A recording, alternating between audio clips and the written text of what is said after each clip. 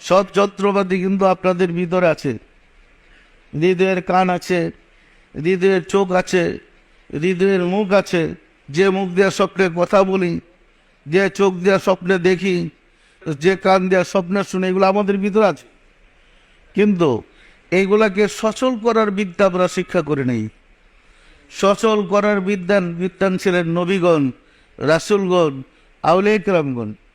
তাদের কাছে গিয়ে যদি আমাদের এই যন্ত্রপাতিগুলোকে সচল সক্রিয় করতে পারি, আমরা ঘরে বসে সব খবর পাবো না পাবো না? তখনই হবো আমরা আশরাফুল মাখলুকাত, শ্রেষ্ঠ জাতি। পরিষ্কার না পরিষ্কার না? আমরা এই নিয়ামত কারবালায় ইমাম হোসেন শহীদের মাধ্যমে এই নিয়ামত আমরা হারিয়ে ফেলেছি। রাষ্ট্রীয়ভাবে ইজিদ ক্ষমতা এসে উমাইয়াদের খেলাফত কাল ছিল 89 বছর।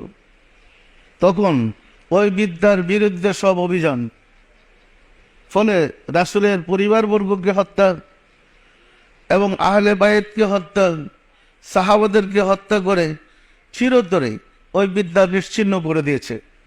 কিন্তু আল্লাহর পক্ষ থেকে ওলি আল্লাহ নাজিল করা বন্ধ হয়ে যায় নাই।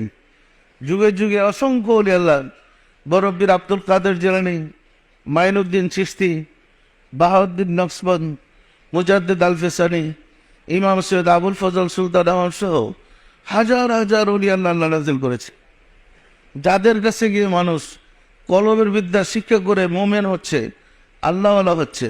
এরকম ওলি আল্লাহ আছে না নাই? এই বিদ্যা শিক্ষা করা প্রয়োজন আছে না নাই? এই বিদ্যা শিক্ষা করাই ফরজ। তালাবুল ইলমে ফারিদাতুন আলা কুল্লি মুসলিমিনা ওয়া মুসলিমাত।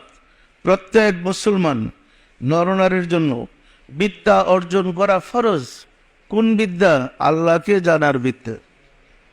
আপনি যদি আল্লাহকে জানেন, এমন সমস্যা নাই যে সমস্যায় আল্লাহ সমাধান দিতে পারে না। এমন কাজ নাই যেখানে আল্লাহ আপনাকে সাহায্য করতে পারে না। পারে না? আমরা কিন্তু এই রাস্তাটা হারিয়ে ফেলেছি। এই কারণেই আমাদের দুর্ভাগ্য।